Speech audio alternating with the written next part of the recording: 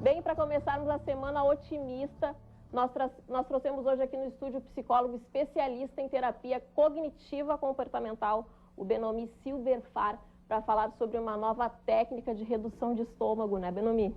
Tudo bem, Cláudia? Tudo bem. Prazer mais uma vez estar contigo. Prazer é meu te receber aqui no TPM. Que técnica é essa? Que nova técnica é essa de redução do estômago? Quando você fala em técnica de redução de estômago, parece uma coisa meio invasiva, né? Mas não. Nós estamos falando em uso da imaginação. Hoje, na Espanha e no Reino Unido, está fazendo um grande sucesso clínicas importantes trabalhando com a imaginação do ser humano. O que é trabalhar com a imaginação? É trabalhar com hipnose. Então, nós estamos trazendo hoje para o Brasil essa técnica de introdução de balão intragástrico imaginário. O que é isso? Especificamente para pacientes que são suscetíveis à hipnose. Né? Então, para que isso aconteça, a gente tem um pacote de atendimento que consiste numa entrevista de avaliação, e essa avaliação é feita o teste de suscetibilidade hipnótica, e mais 6 sessões de hipnose. O que acontece aí? O paciente, quando está em hipnose, ele reduz muito a crítica, né? Daquilo que ele está ouvindo, daquilo que ele está percebendo, as sugestões ambientais. Ele fica mais aberto. Exatamente. Tá? Tem uma área do cérebro, na verdade, que controla isso tudo que está permissível. Por quê? Por causa do comprometimento que ele tem comigo, o terapeuta, motivação para emagrecer, permissividade para que aconteça a hipnose. Hipnose não é poder, só vai acontecer se o paciente se permitir, portanto, ela é uma auto-hipnose. Nós criamos um ambiente virtual no atendimento para que ele perceba, durante o dia da cirurgia imaginária, sons da enfermaria, batimentos cardíacos, monitores, respiradores, né? Cheiros, né? Porque o paciente hipnose expande demais os seus sentidos. E tudo isso é aproveitado. Poxa vida, se isso é tão fácil, por que todo mundo não faz isso? Nem todas as pessoas são hipnotizáveis. A grande maioria é. Como é que se sabe se eu, por exemplo, sou hipnotizada? Não vou me hipnotizar aqui no programa, eu estou fazendo uma pergunta. Como é que tu sabes disso? Eu trabalhei isso há 30 anos e a gente com o tempo vem conhecendo muitas técnicas, né? E dentre elas existem técnicas clássicas que a gente testa a imaginação do paciente. Dentre elas, alguns testes, por exemplo, fisiológicos, de cansaço de olhar, outras, por exemplo, de testes para saber se a tua imaginação é muito fértil. Um exemplo básico, você pode fechar os olhos, mandar você cruzar as suas mãos, e você acreditar piamente que suas mãos estão coladas, certo? Se eu disser para você abrir os olhos e tentar descolá-las, depois que eu fiz todo um pronunciamento, e dizer para você que quanto mais você tentar descolar, mais elas vão ficar coladas, e você não abrir a mão, você é suscetível. Como é que as pessoas fazem isso? Os suscetíveis fazem.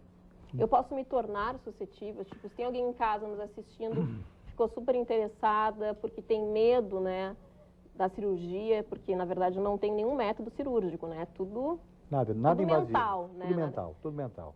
E como é que a pessoa vai saber se é ou não? Ela não tem, se ela não for, ela tem como se tornar também? Veja bem, existem alguns dados que a gente tem, por exemplo, pessoas suscetíveis têm familiares suscetíveis. A questão genética na suscetibilidade é muito conhecida. Outra coisa, existem pessoas suscetíveis que, por questões de personalidade, por exemplo, pessoas obsessivas, que têm muito medo de perder controle das situações, tá? Ela dificilmente vai entrar em hipnose, porque entrar em hipnose a pessoa parece ser um lugar que ela ainda não conhece. Existe muito mito sobre a hipnose. E se ela tem medo de ir para um lugar que ela não conhece, ela não vai. Então ela me controla. Se eu disser para ela assim, agora você vai descer uma escada de 5 degraus, ele vai começar, essa escada é muito alta ou é muito baixa? Ela é branca ou é vermelha? Ele é questionador. Portanto, para tu entrar em hipnose, tu tem que te abstrair. E os pacientes obsessivos e controladores não conseguem isso. Mas você pode ser suscetível. Como é que você faz para poder evoluir isso?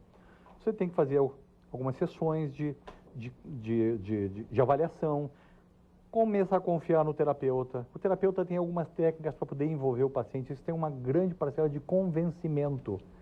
Eu te convencer é tudo. O prestígio do terapeuta é fundamental. Se você vier me visitar na clínica e alguém falar muito de mim, dizendo que eu olho para você e só o meu olhar é poderoso, 50% está feito. Você entende como é que funciona? Então, é importante a conversa, é importante a confiança, mostrar, na realidade, que nós não temos poder, que você faz uma auto-hipnose. As pessoas, na realidade, relaxam profundamente. O ato hipnótico é um ato extremamente relaxante, né? Mesmo que eu não faça absolutamente nada, não diga nada para você e coloque você por meia hora ou 40 minutos de hipnose, você vai sair dali com uma melhora constatada já, isso por dados de pesquisa, autoestima, o seu sono melhora, você fica menos impulsiva, você fica muitíssimo menos ansiosa, porque o grande dom da hipnose é esbater rapidamente sintomas de ansiedade. Portanto, esse trabalho cirúrgico que é feito trabalha diretamente na ansiedade. Mas o ser humano ainda tem muito medo, né, Benomi, de ficar fora, assim. Isso é um mito. Né? Na verdade, até anestesia. Por que as pessoas têm medo da anestesia? Porque as pessoas ficam desacordadas, não têm controle sobre o próprio corpo. Na hipnose, eu fico totalmente inconsciente. Não, eu te confesso aqui que eu tenho medo de ser hipnotizada. Muito bem. Na hipnose, você fica totalmente consciente. A única coisa que acontece é o seguinte, você não reage, mas interage. Então, você está me ouvindo o tempo todo, você tem que ouvir, você pode interagir comigo. Aquele mito que você fica inconsciente, vai voltar depois completamente modificado, isso é mentira. Você, na hipnose, não fica inconsciente. Você, na hipnose, podemos obter anestesia. Eu dou aula para odontólogos, que fazem extrações com anestesia hipnótica. Aí você pensa, como é que acontece isso? Você está em relaxamento tão profundo que você foca outra coisa e desvia do foco da dor e você não tem dor. Né?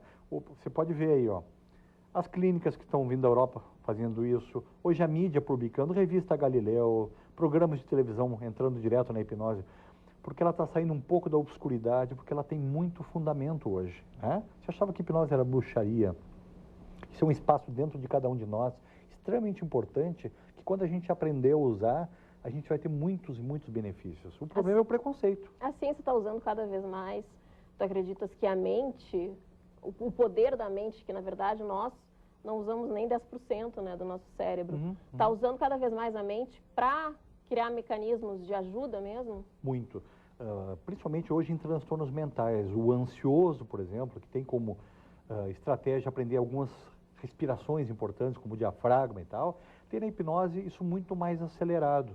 O grande mérito hoje da hipnose é chegar um paciente no consultório e você, numa sessão de hipnose, conseguir esbater 100% praticamente de sintomas muito agudos da ansiedade, pânico, né? Você hoje esbate o pânico rapidamente, você não cura ninguém. Por quê?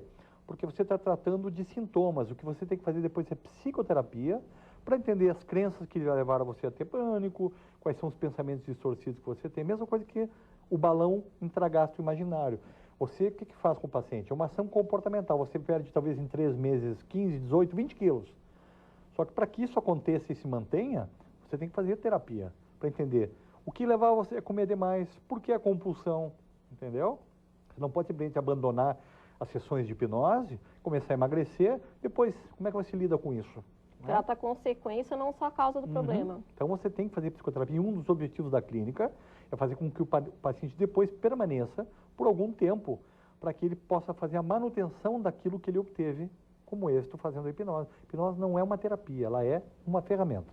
Em uma sessão, só preciso fazer uma sessão, que seria essa cirurgia, na verdade? Não, isso não é uma coisa tão simples. Você faz primeiro uma sessão de avaliação e você parte para a intensividade da hipnose. Você faz a primeira sessão de hipnose, em que você aprofunda muito o transe do paciente para que ele esteja em nível de sugestão, do ambiental e verbal. E na segunda sessão você já faz a cirurgia, que você coloca esse paciente na estratégia ambiental, com os sons, com os cheiros, para que ele esteja dentro daquilo. Aí você trabalha com um protocolo que a gente tem, né? A gente usa um software, inclusive, de computador para trabalhar com esses sons de ambiente. E você usou a estratégia para trabalhar no paciente nisso, para visualizar o balão e para que ele acredite, aí é a palavra mágica, né? Acredite que esse balão está dentro do seu estômago e ele passe dali para diante, passar a comer menos, não deixar de comer. Comer menos, e você trabalhe nisso. Interage, conversa com ele para ver se ele sentiu que o balão está dentro do estômago, para que ele visualize isso. Você vai dizer assim, ó, maluquice. Não é. A nossa imaginação nos faz sofrer muito. Quando você imagina um evento que está para acontecer, e você sofre por antecipação, não sai de casa, rói as unhas, isso é verdade ou é imaginação? É verdade. Isso é imaginação. Você imaginou um evento que nem aconteceu ainda. E está sofrendo por conta. Isso é imaginação. As pessoas sentam no consultório e dizem assim, eu não tenho boa imaginação, não vou conseguir fazer hipnose. Aí eu pergunto, você mora onde? Eu moro num apartamento. Quanto tempo? 10 anos. Feche os olhos.